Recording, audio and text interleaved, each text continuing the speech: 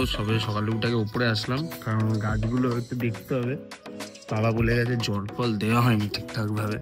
আর কালকে যে গাছটা নিয়ে এসেছি সেগুলো হচ্ছে এইগুলো 4টে গাছ। আবার আজকে একটু পুঁতেও দিতে হবে, সেট ফেট করে দিতে হবে। তো বলেইছিলাম যে ডেডিকেটেড একটা ভিডিও থাকবে, তো এরপর দেখো ওটাই তো বলেছিলাম। দোকানটা হচ্ছে এই এইচবির এখানেতে, মলয় নার্সারি। যেমনটা তোমরা দেখতেই পাচ্ছ, অসাধারণ অসাধারণ পঞ্চমুখী জবা, নর্মাল যে জবা হয় সেগুলো, সিজনাল ফুল, ঘরের নর্মাল যে গাছ হয়, পেঁপে গাছের চারা থেকে শুরু করে বিভিন্ন গাছের চারা, নর্মাল যে আমাদের জবা হয়, জুঁই, টগর, বেলফুল, সব ধরনের গাছ রয়েছে, ক্যাকটাস, এমনকি গাছের জন্য সার এবং গোবর সার, সব কিছু ধরনের ওষুধ সব কিছু রয়েছে। গুড মর্নিং ফ্রেন্ডস, আবার নতুন দিনে নতুন ব্লগে তোমাদের স্বাগত। মাথায় তো একদম দেখছো সকাল সকাল এখন যে রোদটা পড়ছে, একদম চকচক চকচক চকচক করছে।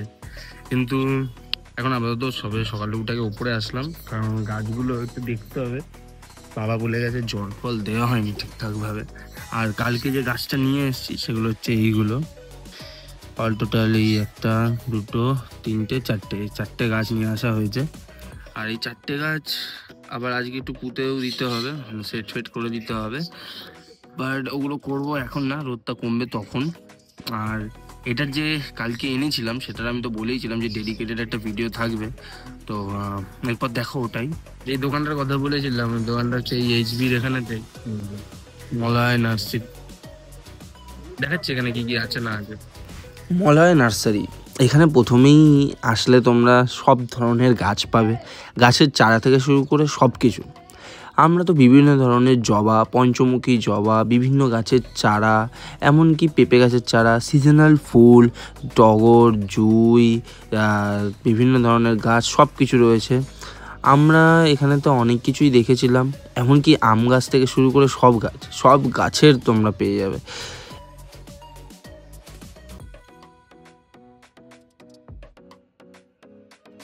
হলুদ মাঝখানে হলুদ পুরো হলুদ হবে না, পুরো হলুদ, মাঝখানটা সামান্য একটু লাল, খুব সুন্দর দেখতে। রাসমণি জবা, এত বড় সাদা হবে, সাদা হোয়াইট কালার হবে। আর কি কালার আছে? বড় পিঙ্ক, বড় পিঙ্ক, বড় পিঙ্ক, বিগ বিগ ডালি একটা জবা, এত বড় করে। খুব পুরোনো গাছ, গাছটার বয়স প্রায় 70 বছর। আচ্ছা পুরো হলুদ করছি না? হ্যাঁ পুরো হলুদ করছে, পুরো হলুদ, পুরো হলুদ।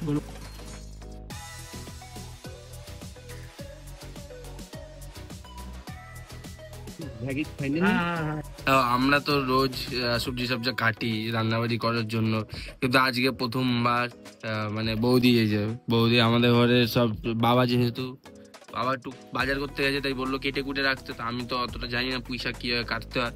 এই যে ম্যাডাম এখন এসে দেখিয়ে দিচ্ছেন কিভাবে কাটতে হবে না কাটতে হবে, নিজেও কেটে দিচ্ছে, হাতে দাগ বসিয়ে নিচ্ছে।